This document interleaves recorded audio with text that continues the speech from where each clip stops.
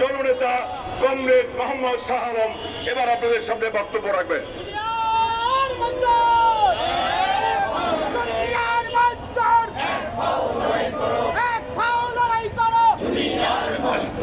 সংগ্রামী ভাইয়েরা, স্বৈরাচারের পতন হয়েছে 5ই আগস্ট। প্রায় হাজার মানুষ এখানে আত্মাহুতি দিয়েছে, শহীদ হয়েছে। আমরা শহীদদেরকে স্মরণ করতে চাই, যারা তাদেরকে নির্বিচারে হত্যা করেছে তাদের বিচার চাই। আজকে এই যে অন্তর্বর্তীকালীন সরকার গঠিত হয়েছে 45 দিন হয়ে গেছে, 45 ডেজ, অর্থাৎ দেখতে দেখতেই আজকে 45 দিন চলে গিয়েছে। কিন্তু দেশের মানুষ, গতকাল আমি কিশোরগঞ্জে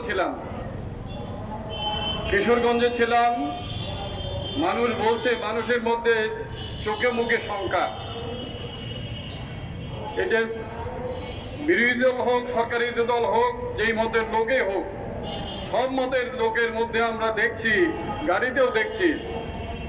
আগে মানুষ গাড়িতে বহু রকমের কথা বলতো, ট্রেনে, বাসে, সেখানেও কথা কমে গেছে।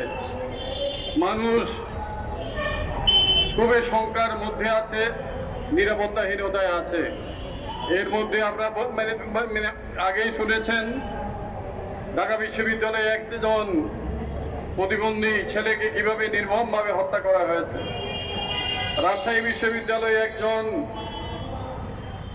পঙ্গুকে কিভাবে হত্যা করা হয়েছে। জাহাঙ্গীরনগর বিশ্ববিদ্যালয়ে হত্যা করা হয়েছে। এভাবে পিটিয়ে মারা হচ্ছে। মব জাস্টিসের নামে এই হত্যাকাণ্ড চলছে। সরকার এখনো আইন শৃঙ্খলা নিয়ন্ত্রণে আনতে পারছে না, আইন শৃঙ্খলা নিয়ন্ত্রণে আসছে না। সেজন্যই যারা এই ঘর থেকে বের হয়, একটু দেরি হলেই বাসা থেকে মোবাইল ফোন আসছে যে তুমি কোথায়, তুমি কোথায়, এখনো কোথায়, এখনো ঘরে আসছো না কেন? এরকম একটা পরিস্থিতি চলছে বন্ধু। এখন আমরা যেটা বলতে চাই যে শেখ হাসিনা এই গোটা বাংলাদেশকে বিরান করে দিয়েছে। শেখ হাসিনার সরকার, আওয়ামী লীগের সরকার এই দেশটাকে অঙ্গার কয়লা করে দিয়ে চলে গেছে। ব্যাংক লুট হয়ে গেছে, লক্ষ লক্ষ টাকা পাচার হয়ে গেছে, শেয়ার মার্কেট লুট হয়েছে। আমরা সেটা দেখেছি। এই হাইকোর্টের কোনো স্বাধীনতা ছিল না, হাইকোর্ট দলবাজি করেছে, হাইকোর্টের বিচাররা দলীয় বিচারপতি হয়েছে। আমরা সেটা দেখেছি। পুলিশ, বিশেষ করে পুলিশ বাহিনী আওয়ামী বাহিনীতে পরিণত হয়েছিল, যার ফলে মানুষের বিক্ষোভ পুলিশদের উপর সব থেকে বেশি ছিল। সেজন্যই থানা আক্রান্ত হয়েছে সব থেকে বেশি। আমরা পাকিস্তান আমলে মুক্তিযুদ্ধের সময়ই এইভাবে থানা আক্রমণ হয়ে বিরান হয়ে যায় নাই। কেন হয়েছে? এই পুলিশ বাহিনী আজকে মিছিল, মিটিং এগুলো করতে দেয় নাই। আর ছাত্রলীগ, যুবলীগের পুলিশের শেল্টারে ছাত্রলীগ, যুবলীগ আর্মস নিয়ে বিভিন্ন মিছিল, মিটিং এ গুলি করেছে।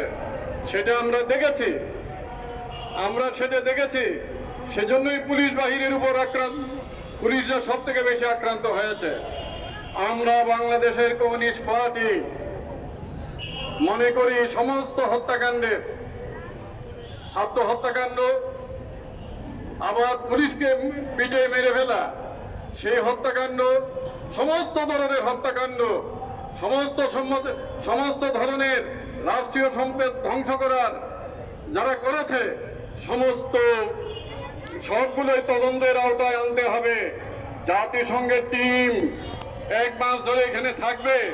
জাতিসংঘের টিমের কাজ হলো নিরপেক্ষ তদন্ত করা, কোনো বাস বিচার করার দরকার নাই। কারা কোথায় কিভাবে কি করেছে সেটি আজকে বের করতে হবে। আমাদের ভবিষ্যৎ গণতন্ত্রের পদযাত্রাকে কণ্টকমুক্ত করার জন্য এই কাজগুলো আমাদের করতে হবে। বন্ধুরা আমার, আজকে আমরা যেটা দেখছি যে বৈষম্য বিরোধী ছাত্র আন্দোলন, এটি মুক্তিযুদ্ধের কোঠা নিয়ে শুরু হয়েছে। এই বৈষম্যটা একটা ছোট বৈষম্য। আজকের বৈষম্য, বাংলাদেশের বৈষম্য, একদিকে 10 আর একদিকে 90। বাংলাদেশের আসল বৈষম্যের লড়াই তো এখনো দেখেন নাই। সেটার জন্য প্রস্তুত হন। সেটি কমিউনিস্ট পার্টির নেতৃত্বে, বামপন্থীদের নেতৃত্বে আসল বৈষম্যের লড়াই শুরু হবে বাংলাদেশে ভবিষ্যতে। দেশে বৈষম্য কি? ধন বৈষম্য, শ্রেণী বৈষম্য, এটা হলো চূড়ান্ত বৈষম্য। উপরের বৈষম্যের লড়াই দেখেছেন। এখনো মানুষের আর্থসামাজিক বৈষম্য, যেটি শেখ হাসিনার আমলে তুঙ্গে উঠেছিল, যেটা বিএনপির আমলেও ছিল, যেটা সব সময় ছিল, ওই বৈষম্যের বিরুদ্ধে লড়াই আমরা এই দেশের মানুষ, সাধারণ মানুষ, শ্রমিক, কৃষক, মেহনতি মানুষের কে নিয়ে করব। ওই বৈষম্যের লড়াই, এই বৈষম্যের লড়াই, ওই বৈষম্যের লড়াইয়ের মধ্য দিয়ে বিপ্লব হবে বাংলাদেশে।